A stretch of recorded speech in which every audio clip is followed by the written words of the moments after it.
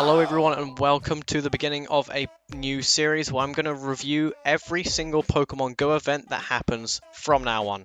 First, we're going to be looking at the Go Wild Area event.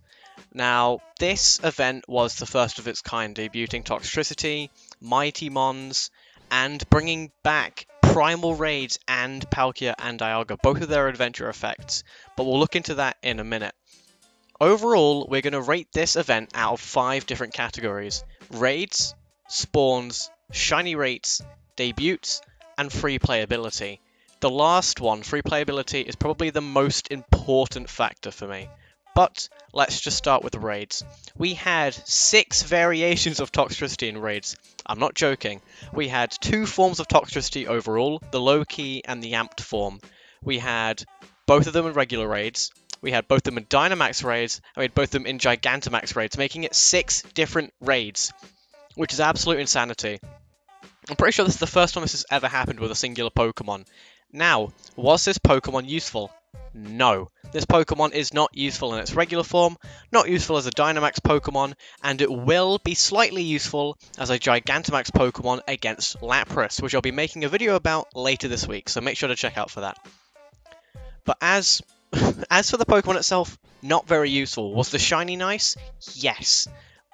Going with the background, it was very nice. I was very lucky to get myself an amped form with the background, but it wasn't very good.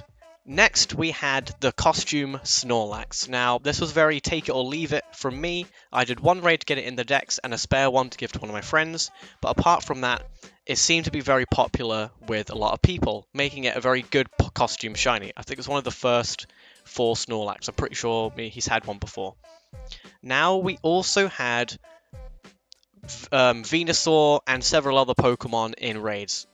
I'm unsure if these were mighty or not, so I'll have to look into that later in the video. I'll put a little disclaimer right now. There you go. And then we also had primal Pokemon. We had Kyogre and obviously the big man himself, Groudon, in raids. For the first time since quite a few months ago. But this was also during a raid day when they brought them back, so I already had a lot of the shiny, so I didn't really focus on these ones a lot. But we also had the return of Palkia and Dialga.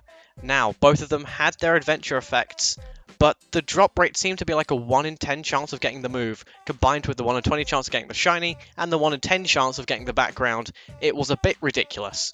Now, the main gripe that a lot of people have with Palkia and Dialga returning is that the moves were not guaranteed. When they debuted in Sinnoh Tour, everyone had the option of either having guaranteed Palkia moves or Dialga moves. Now, with this event, it was a bit rough. I think I did around 40 raids of them combined, and I think I got 4 or 5 with the move. It was ridiculous. But next we're going to move on to spawns, where in the wild, they weren't great. They were pretty lame. They were very basic. We only had 2 rotating habitats, which isn't really much at all for a big, large-scale Pokemon event.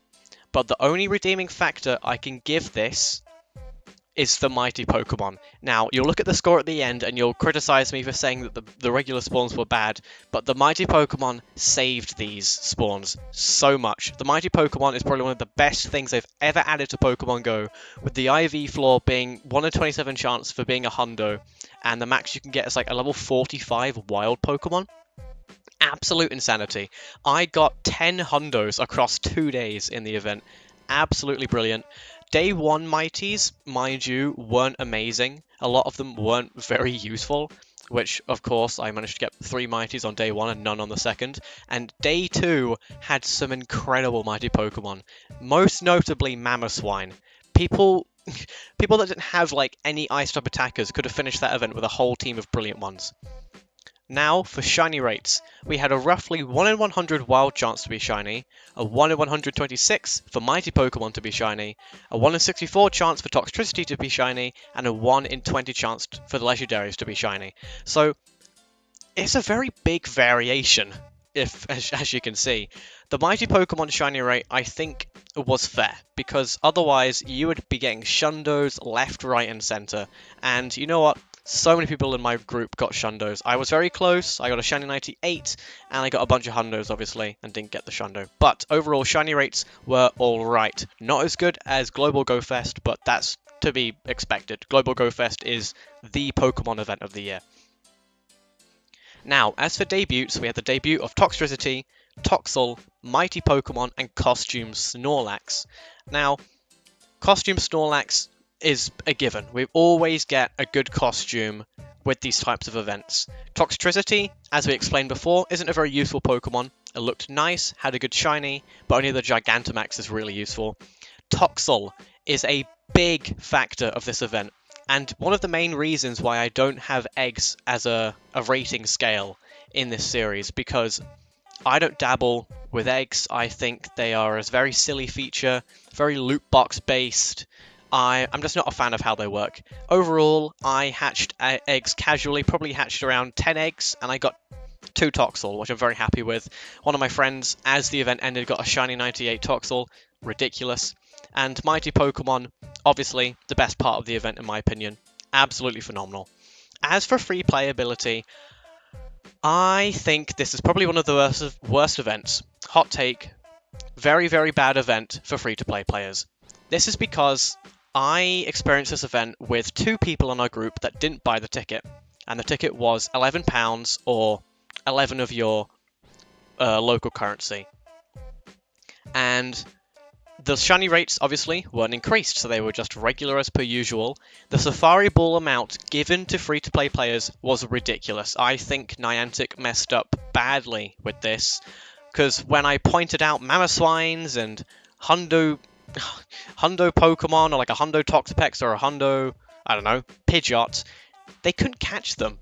They was like, oh, I'll save my Safari Ball for a shiny, or I'll save my Safari Ball for a Hundo Electivire, for example, because the catch rates were ridiculous without the Safari Balls. Toxel was egg-locked, meaning that you basically had to buy an incubator if you wanted to have a chance of getting this new shiny, because the hatch rates were bad. They were, what's it called?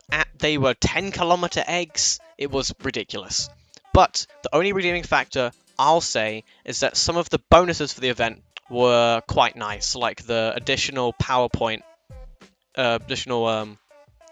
Dynamax power points being able to be collected in the event. That was quite nice. But apart from that, I think it was pretty horrific for a free-to-play player without the ticket. It was really not great. So let's get to the final ratings out of 10. For raids, I'm going to give this event a 9 out of 10. A very, very good selection of raids, mostly carried by the Primals, Palkia and Dialga. Next, we have the spawns. This is a bit of a controversial rating, but I'm going to give it an 8 out of 10, only because of the Mighty Pokemon. If the Mighty Pokemon weren't a thing, it would be a 3 or a 4. As for shiny rates, I'm going to give it a solid 7 out of 10. And for debuts, another 7. But for 3 playability, it's going to give it a 3, giving this an overall a 6.8 out of 10, making this an average. If you don't know the scale, 1 to 2 is bad, 3 to 4 is not great, 5 to 6 is average, 7 to 8 is solid, and 9 to 10 is brilliant. Placing this between average and solid, making this an above average event, as to be expected. Now, what could be improved about this event? Giving free-to-play players more Safari Balls, making Toxel in maybe 5-kilometer or 7-kilometer eggs, making them less of a grind. Changing the wild spawns, adding another habitat to rotate to would have been brilliant, and maybe giving free-to-play players more extra raid passes on the day itself would have made it more enjoyable. Overall, I enjoyed the event. What do you guys think? Tell me in the comment section, and make sure to catch out the video next couple of days, because Gigantamax Lapras will be joining the game very, very soon. Super excited for that. I'm going to grind that event so hard, but sorry, I'm rambling a bit. See you guys in the next one. Peace.